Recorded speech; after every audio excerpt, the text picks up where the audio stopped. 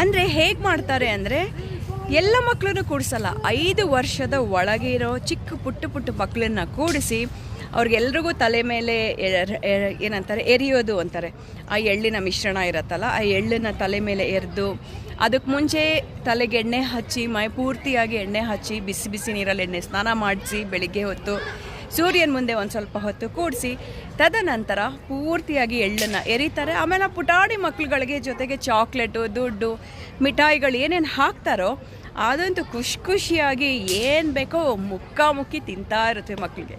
ಆ ಒಂದು ಮಗು ಒಂದು ಕಿಲಕಿಲ ಅನ್ನೋ ನಗು, ಒಂದು ಸಂಭ್ರಮ ಇದೆಯಲ್ಲ, ಅದೇ ಹಬ್ಬ. ಆ ಹಬ್ಬದ ಹೆಸರೇ ಮಕರ ಸಂಕ್ರಾಂತಿ.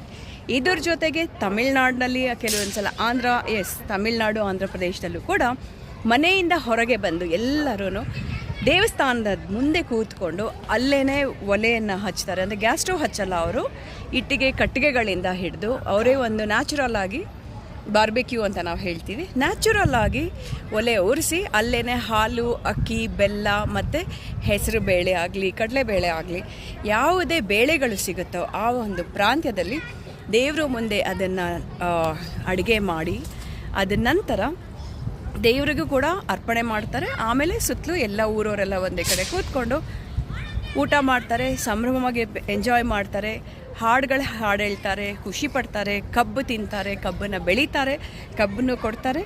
ಜೊತೆಯಲ್ಲಿ ಏನು ಮಾಡ್ತಾರೆ ಎಲ್ಲರೂ ನೋಡಿ, ಇಂಥ ಕ್ವೀನ್ಸ್ ಎಲ್ಲ ಇದ್ದಾರಲ್ಲ, ಏನು ಮಾಡ್ತೀವಿ ಎಲ್ಲ ಹಬ್ಬಕ್ಕೆ ಎಂಜಾಯ್ ಮಾಡ್ತೇವೆ. ಈಗ ನೆಕ್ಸ್ಟ್ ಏನು ಹೇಳೋಣ? ಹ್ಯಾಪಿ ಸಂಕ್ರಾಂತಿ. ಎಸ್, ಎಲ್ಲರಿಗೂ 1 2 3 ಹ್ಯಾಪಿ ಸಂಕ್ರಾಂತಿ. ಎಲ್ಲರಿಗೂ ಹ್ಯಾಪಿ ಸಂಕ್ರಾಂತಿ. ಪರ್ಫೆಕ್ಟ್.